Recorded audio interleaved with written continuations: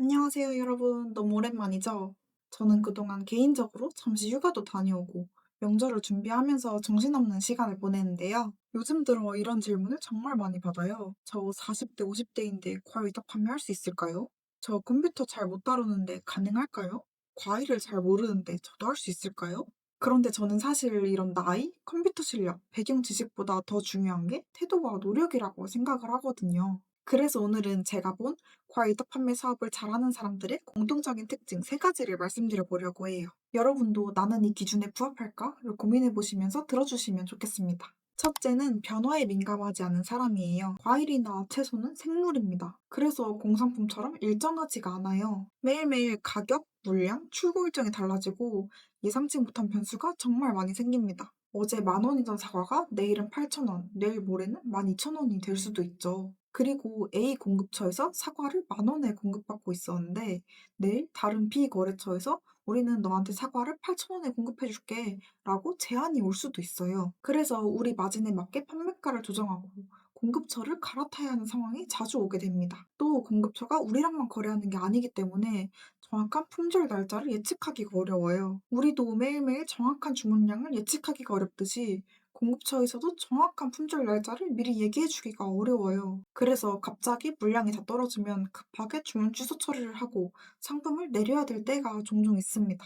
그리고 주문이 갑자기 폭주하면 출고 일정이 밀리는 경우도 종종 생겨요. 예를 들어 평소에 하루 50박스만 출가던 농장에서 갑자기 발주가 몰려서 하루 100박스 이상 주문이 들어오게 되면 수확 인력이 부족하기도 하고 택배 차에 실을 공간이 없어서 출고 일정이 다음날, 다다음날로 미뤄지는 경우가 생길 수도 있습니다. 당연히 정석대로, 매뉴얼대로 이 공급처에서 이 날짜에 이 가격으로 딱딱딱 맞춰서 배송되면 정말 좋겠죠. 하지만 신선식품은 생물이기 때문에 예상치 못한 변수가 매일매일 생깁니다. 이런 상황에서 하나하나 스트레스 받고 불안해하기보다는 차분히 상황을 파악하고 그걸 대응해 나가려는 태도가 정말 중요해요. 불안해하고 끙끙 앓고 있다고 해서 저희 손에서 해결할 수 있는 일이 없습니다.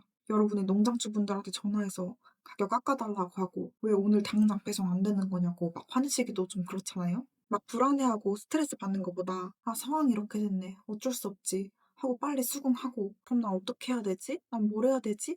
하고 빨리 판단해서 실천하는 그 판단력이 더 중요한 것 같아요. 어떤 변수가 생겨도 그걸 그냥 받아들이고 빨리빨리 다른 대안을 생각해서 하시려는 분들이 이 사업을 오래 안정적으로 잘 하시는 것 같습니다. 두 번째는 끊임없이 공부하는 사람이에요. 저는 과일 위탁 판매를 단순한 부업이 아니라 내가 책임지고 이끌어가는 사업이라고 말씀드리고 싶어요. 직장을 다니거나 알바를 할 때처럼 내가 인수인계 받은 그대로 상사가 시키는 일만 하는 게 아니라 A부터 Z까지 내가 스스로 모든 걸 책임지고 이끌어 나가야 하거든요. 그래서 이 사업은 모르는 게 생겨도 알려줄 사수가 없고 사고가 터져도 같이 해결해줄 팀장님이 없습니다. 그래서 계속 배우고 시도하고 실험해야 돼요. 올해 잘 팔렸던 키워드가 내년에도 잘 팔리겠죠. 그런데 평생 매년 그것만 팔 건 아니잖아요. 우리나라에서는 지금도 신품종 과일 또는 새롭게 떠오르는 주목받는 과일들이 계속 생겨나고 있어요. 예를 들어 납작복숭아, 망고복숭아가 있겠죠. 이 복숭아들은 갑자기 SNS를 통해서 인기를 확 얻으면서 이제는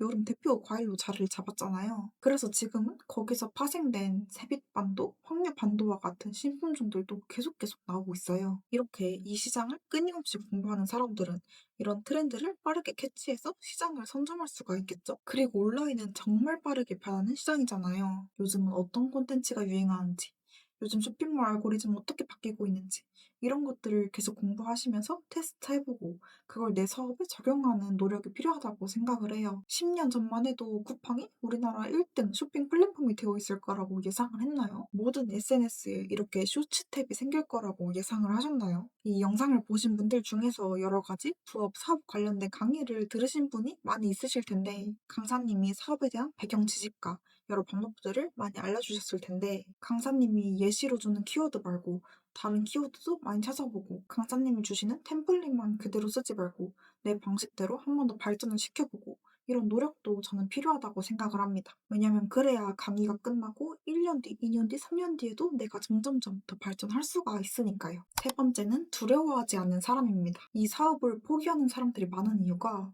바로 첫 달에 성과가 바로 안 나와서예요. 10월에 사과랑 배 올려서 팔면 매출 1,000만 원 나올 거예요.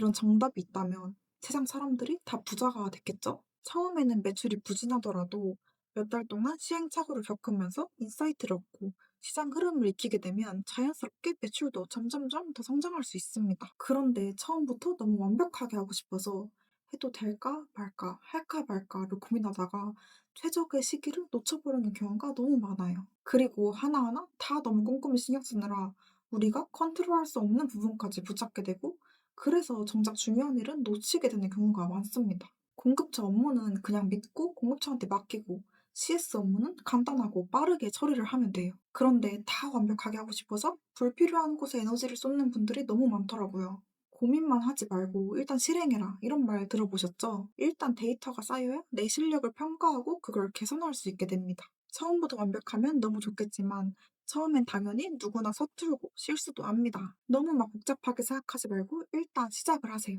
이렇게 오늘은 사업 팁보다는 이 사업을 바라보는 태도에 대한 이야기를 해봤는데요. 나는 이런 사람이 아닌데 어떡하지? 라는 생각이 들어도 괜찮아요. 사업을 하면서 이런 태도를 갖기 위해 노력하는 사람이 되면 됩니다. 저도 처음에는 사고가 터지면 안절부절 못하고 강의에서 하라는 대로만 하고 모든 걸 완벽하게 꼼꼼히 하려고 하는 사람이었거든요. 그런데 이런 태도로는 사업가가 될 수 없겠다 라는 생각이 들어서 태도와 마인드를 점점 더 바꿔가려고 노력을 했던 것 같아요. 결국 어떤 일이든 성공하는 사람의 공통적인 특징은 꾸준히 노력하는 사람이잖아요. 내가 나이가 몇이든 컴퓨터를 얼마나 잘 다루든 얼마나 똑똑하든 상관없이 꾸준히 배우고 실행하는 사람이라면 과일 위탁 판매에서도 충분히 성공하실 수 있을 거라고 생각을 합니다. 이거는 특출난 재능이 있는 사람만 성공하는 사업은 아니라고 생각을 하거든요.